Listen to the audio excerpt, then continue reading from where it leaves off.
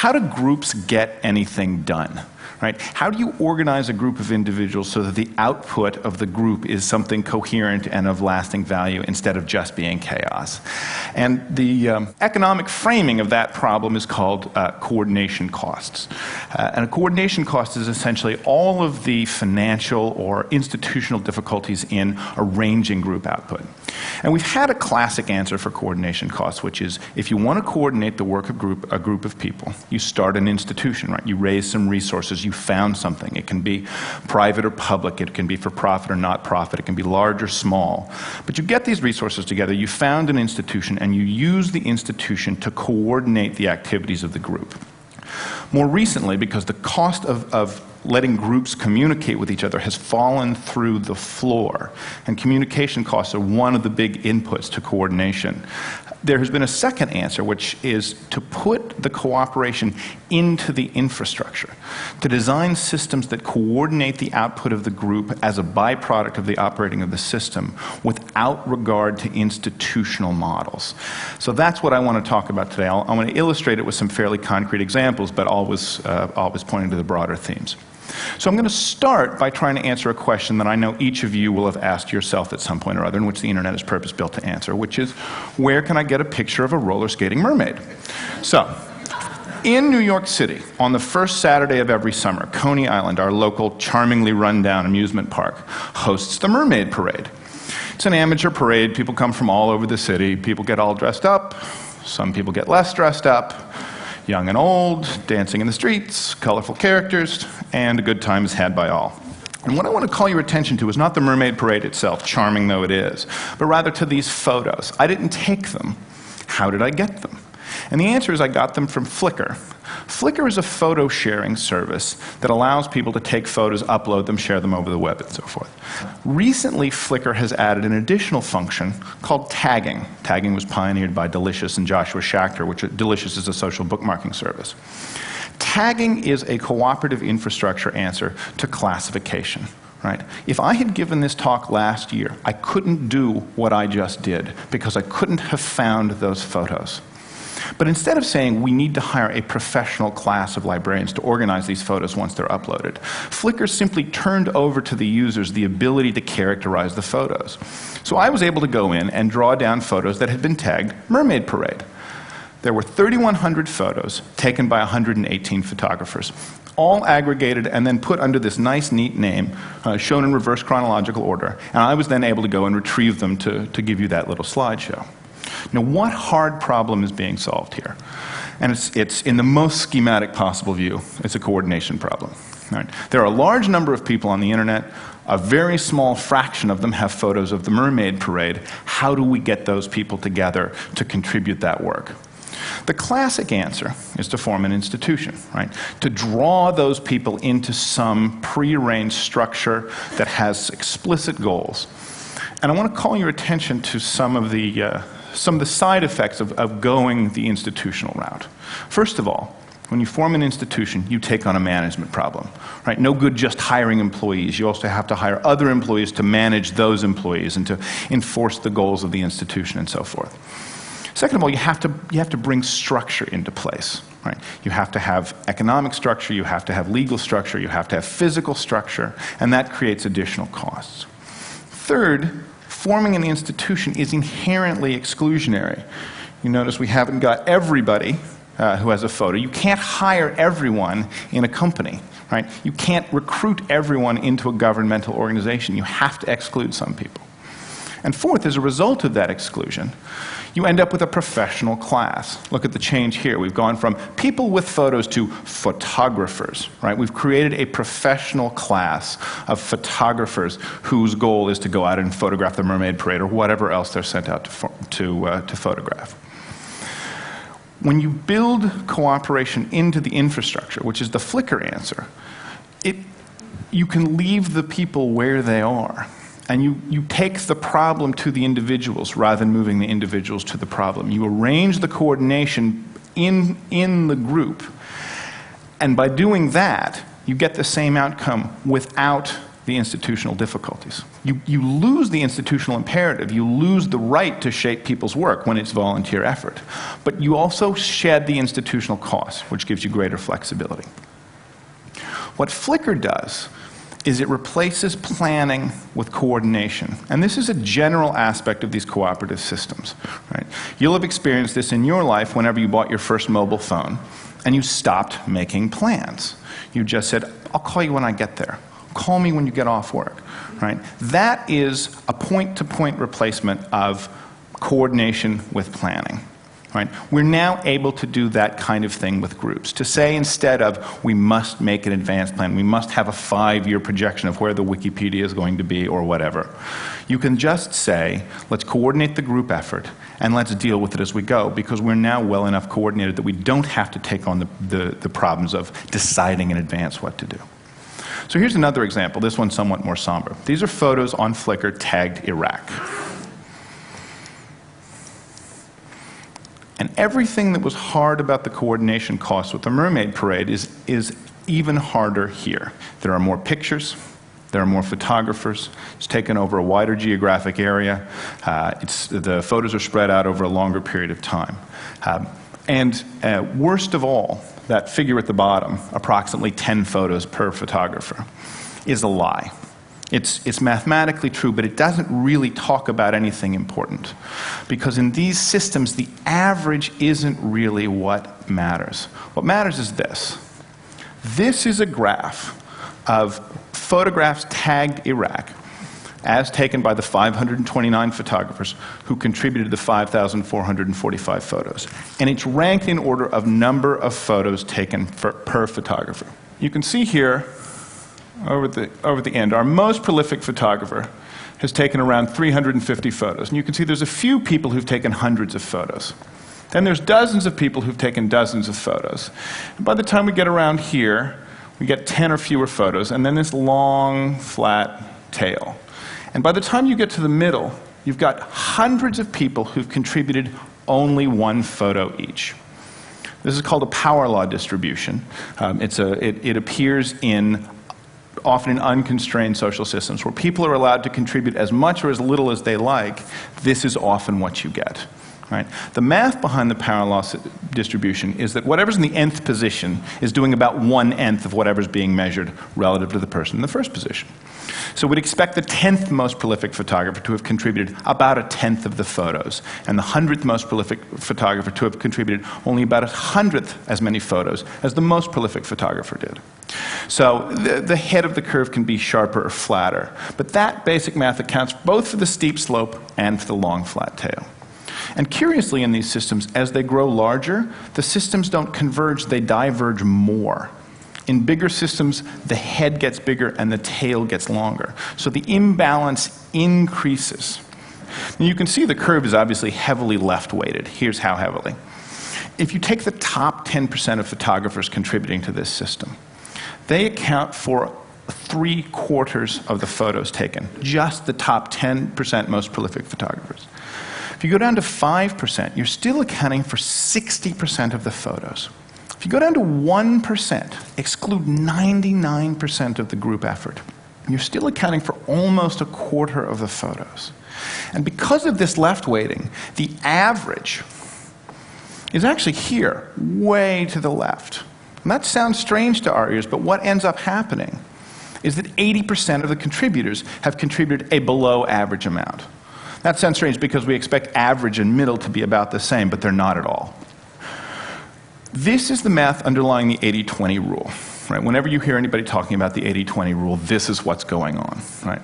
The 20% of the merchandise accounts for 80% of the revenue, 20% of the users use 80% of the resources. This is the shape people are talking about when that happens.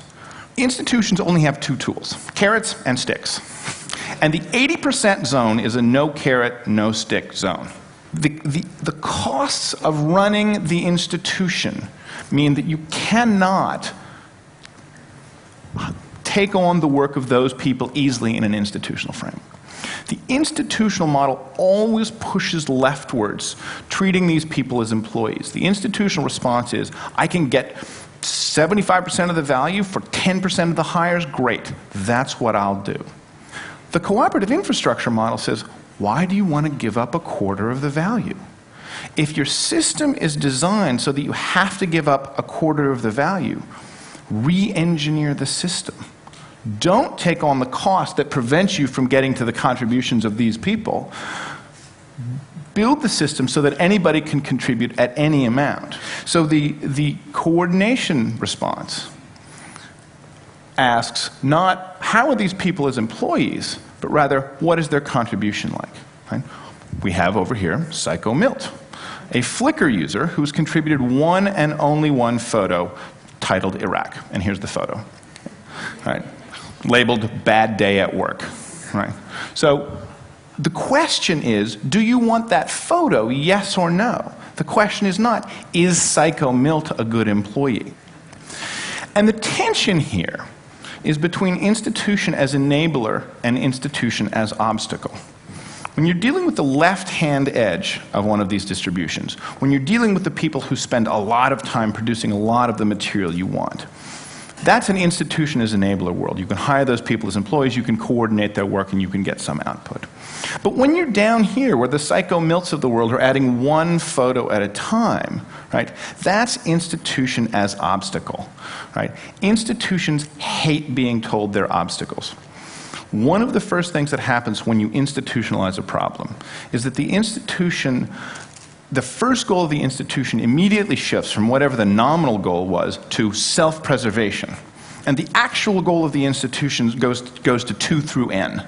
Right? So when institutions are told they are obstacles and that there are other ways of coordinating the value, they go through something a little bit like the Kubler-Ross stages of reaction being told you have a fatal illness. Denial, anger, bargaining, acceptance.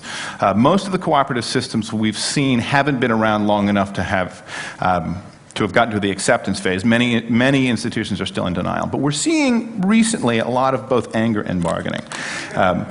There's a wonderful small example going on right now. In France, a bus company is suing people for forming a carpool. Right? Because the fact that they have coordinated themselves to create cooperative value is depriving them of revenue. You can follow this in The Guardian. It's actually quite entertaining. The bigger question is, what do you do about the value down here? Right? How do you capture that? And institutions, as I've said, are prevented from capturing that. Steve Ballmer, now CEO of Microsoft, was criticizing Linux a couple of years ago, and he said, oh, this business of thousands of programmers contributing to Linux, this is a myth.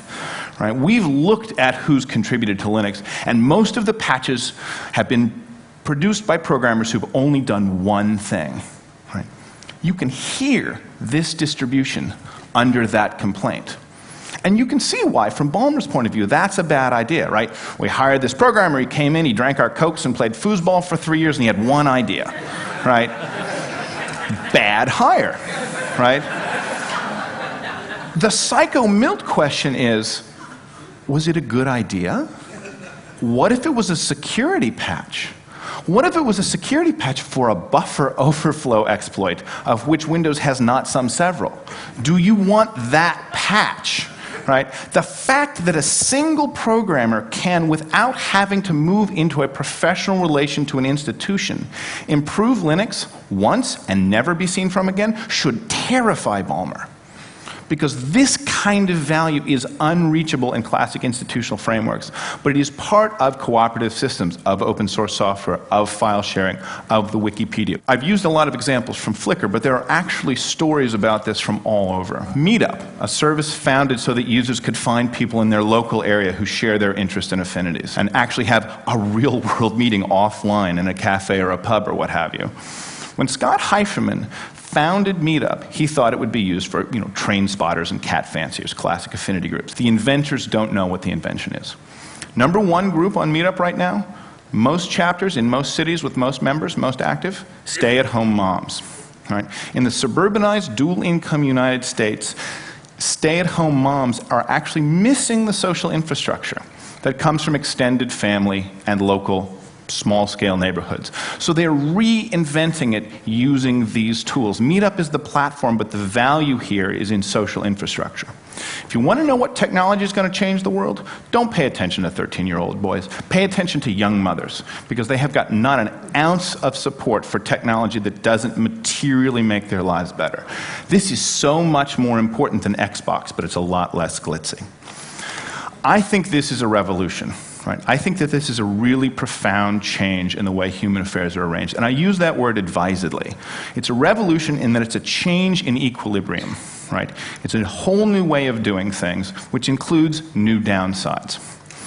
In the United States right now, a woman named Judith Miller is in jail for not having given to a federal grand jury her sources. She's a reporter for the New York Times. Her sources in a very abstract and hard-to-follow case. And journalists are in the street rallying to improve the SHIELD laws. The SHIELD laws are our laws, pretty much a patchwork of state laws, that prevent a journalist from having to betray a source. This is happening, however, against the background of the rise of weblogging. Weblogging is a classic example of mass amateurization. It has deprofessionalized publishing. Want to publish globally anything you think today? It is a one-button operation that you can do for free. Right? That has sent the professional class of publishing down into the ranks of mass amateurization. And so the SHIELD law, right, as much as we want it, right, we want a professional class of truth tellers, it is becoming increasingly incoherent because the institution is becoming incoherent. Right? There are people in the States right now tying themselves into knots, trying to figure out whether or not bloggers are journalists. And the answer to that question is, it doesn't matter, because that's not the right question. Journalism was an answer to an even more important question, which is, how will society be informed? How will they share ideas and opinions? And if there is an answer to that that happens outside the professional framework of journalism, it makes no sense to take a professional metaphor and apply it to this distributed class. So as much as we want the SHIELD laws, the background, the institution to which they were attached is becoming incoherent. It's another example. Pro-Ana, the Pro-Ana groups. These are groups of teenage girls who've taken on weblogs, bulletin boards, other kinds of cooperative infrastructure, and have used it to set up support groups for remaining anorexic by choice. They post pictures of thin models, which they call Thinspiration. They have little slogans like salvation through starvation. They even have Lance Armstrong-style bracelets, these red bracelets, which signify in the small group, I am trying to maintain my eating disorder. They trade tips, like if you feel like eating something, clean a toilet or the litter box. The feeling will pass. Right? We're used to support groups being beneficial. Right? We have an attitude that support groups are inherently beneficial, but it turns out that the logic of the support group is value neutral. A support group is simply a small group that wants to maintain a way of living in the context of a larger group. Now, when the larger group is a bunch of drunks and the small group wants to stay sober, then we think that's a great support group. But when the small group is teenage girls who want to stay anorexic by choice, then we're horrified. What's happened is that the normative goals of the support groups that we're used to came from the institutions that were framing them and not from the infrastructure.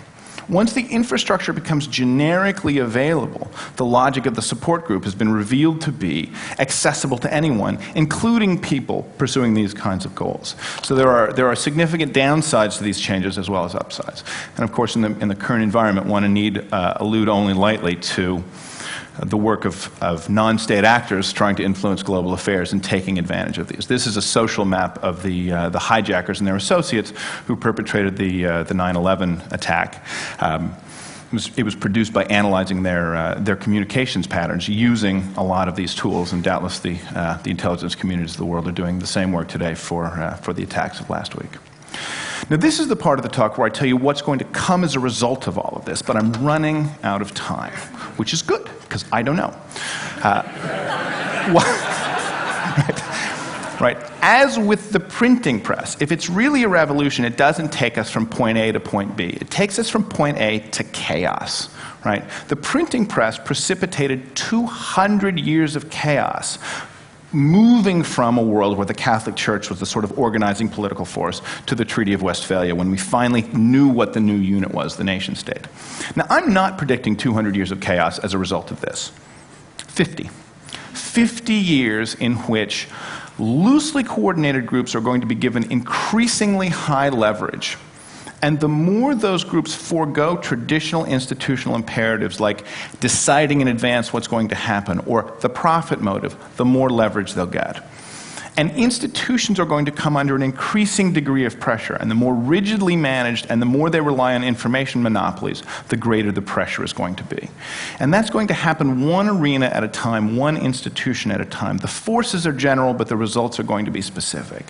And so the point here is not, this is wonderful, or we're going to see a transition from only institutions to only cooperative framework. It's going to be much more complicated than that. But the point is that it's going to be a massive readjustment. And since we can see it in advance and know it's coming, my argument is essentially we might as well get good at it. Thank you very much.